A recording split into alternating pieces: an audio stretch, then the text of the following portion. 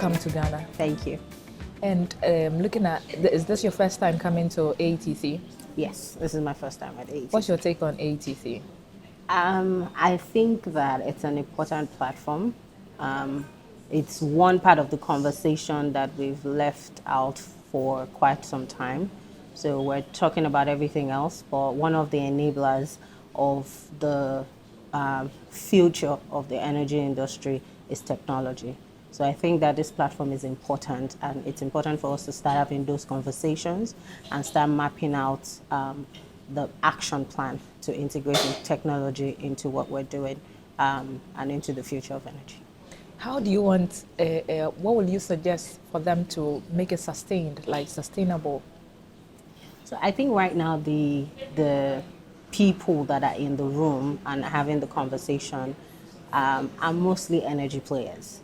We need the infusion of technology players. It's a conversation that should be compound. It should have, even the regulatory portion, for the tech industry. We need to know the bandwidth, the limit, of what we can explore as an industry. And we need to have the right stakeholders in the room. So I think that right now we have a lot of the energy guys or energy players speaking about what they want to do, integrating technology into what they do. But we need the technology players in the room telling us as well, what we can do. So I think that in that area, yes, we need to have all the stakeholders on the table. A male domineering area like the energy sector, seeing a woman champion this initiative, what's your take? How do you feel as a woman yourself? I feel good. I feel good. As you said, the energy sector is largely male dominated. So when women are able to break through that glass ceiling, for lack of a better word, it's encouraging and it's inspiring. So for the rest of we that are also in the industry, it helps us see, the platforms we can explore, the heights we can aspire to. So I think it's great to see a woman champion in this. What kind of technology do you think Africa can adopt energy technology that Africa can adopt in promoting our energy sector? Okay, I think right now there's a lot across the entire value chain. So I think first is to understand the gaps that we have that we can optimize with energy, with technology, right? We're looking at from the upstream down to the last mile user. So in the power space, you're looking at how to optimize collection, how to optimize metering, how to digitalize transmission, right, to ensure efficiency and to reduce the losses, right? You're looking at the distribution space, right, how to map, right, so there's just a lot, right? We have something like SCADA, in the pipeline distribution space. That technology itself can be better, right? It can be better. And, there's just so much that technology can do in all the spaces. So but I think the work starts from us understanding the gaps that we currently have and the lapses and, because a lot of the technology we would use now, we would have to do a lot of research and development ourselves, right? In order to, and it starts from even knowing what gaps we're looking to bridge. We are in Africa, looking at technology transfer. How do we, or what are some of the things that we need to do to bring in more technology transfer and then knowledge sharing? Yes. Yeah. So, where we were speaking earlier, I mentioned research and development. It's one aspect, that is very underserved, underutilized in Africa generally. And I think that it starts from there, right? Having solid bilateral collaborations, right?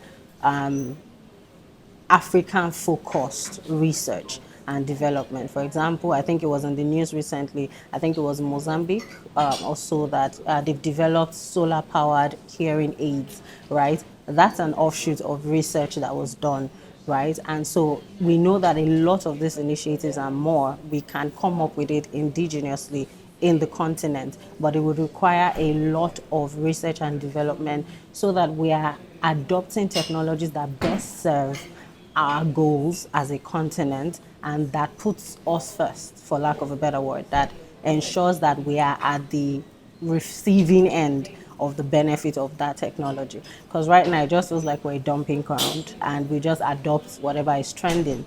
And sometimes we are not the beneficiary of that technology. So I think that if we focus a lot and invest a lot in our research and development, we would be able to, be very, what's the word I'll use now? We'll be very conscious, right? And would adopt the right technologies, and we can then do the knowledge transfer to the grassroots, right? And involve schools, right? The research should, go as far as you're involving students at the universities, the secondary schools, right? And getting them on board, right? So, the conversation, starting them early enough. The theme of this year's conference is looking at innovation and financing and investment as well. Do you think Africa, we're not doing things right to get the investments that we need or the finance that we need? I don't think that the issue is that we're not doing, and we're not doing something right or we're not doing something wrong. I think it's that we are waiting for financing to come to us. One of the things that is notable with Africans is that we do have bankable projects. We have a lot of solid projects, right? And making that project presentable, right, to Western and to receive Western funds, they have their priorities. And right now, there is a misalignment of that priorities, right?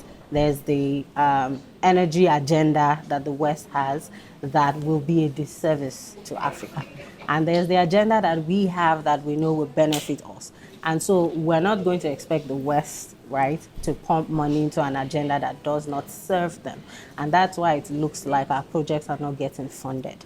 What we need to be doing as Africans now is looking inward, looking for finance models, blended models that can help us execute our projects, right, to serve us. And the more projects we execute, the more juicy, right, the sector begins to look. And now we don't have to beg for the investment. We would attract it once we're able to prove that we can fund our agenda. But that the misalignment in agenda is why it looks like we're not getting the investment that we need. So I don't think it's a right or wrong position, yes, for us. Energy transition is just lurking, is knocking our door heavily, but Africa has decided that we'll transition at our own pace. Your take on that? Okay, I would say this. There's not been any time in history where we relied on only one source of energy or one fuel, right? It's always been a mix. If we keep that in mind, we would realize the energy transition is not, it's not an agenda that knocks our agenda out of the conversation. It's sitting down to design what works for us while taking into consideration the fact that the climate issues that are necessitating the conversations on energy transition are real, but also understanding that we cannot move at the pace because we are the resource house for the rest of these fuels. We cannot throw away what we have, but we then have to then look at cleaner ways to produce what we have, because ultimately, while right now we don't, the impact of our production is minimal, right, on the climate, it will build, it will add up. So it's not a conversation we should exclude ourselves from, and it's not a we against the West agenda. It's to find a way to ensure that whatever we are doing with our fuel, we also are accountable for the impact that it has on the climate. So to clean up our processes, look for more efficient, cleaner, greener ways to produce our energy. We are, talking of the carbon capture conversation, there so many of that will come up, and it's to find how to mix, to ensure we incorporate that mix into whatever we are doing. How do you envisage AETC? How do we envisage AETC, the future of AETC? I would say that if we continue, if AETC continues on the path that it's on, it would champion a lot of initiatives, in the continent that will take these conversations from just talk to actionable plans. And they have the right stakeholders already on the table, leveraging the strengths of all the stakeholders that are involved in this conversation, ultimately would, take us to the point where we are doing and not just talking. So, and that's what I see AETC. Do you doing. think that AETC being an African conference, like an African project, it should go regional, or we should just base it on in Ghana? It should go regional. It's African focused. We need to take the conversations to more rooms. We need to involve more countries. The goal is to have a regional collaboration, right? And so the conversation should go beyond Ghana, and we should take it to other countries. I support that. Okay, thank you very much. Thank you for having me. It's been a pleasure.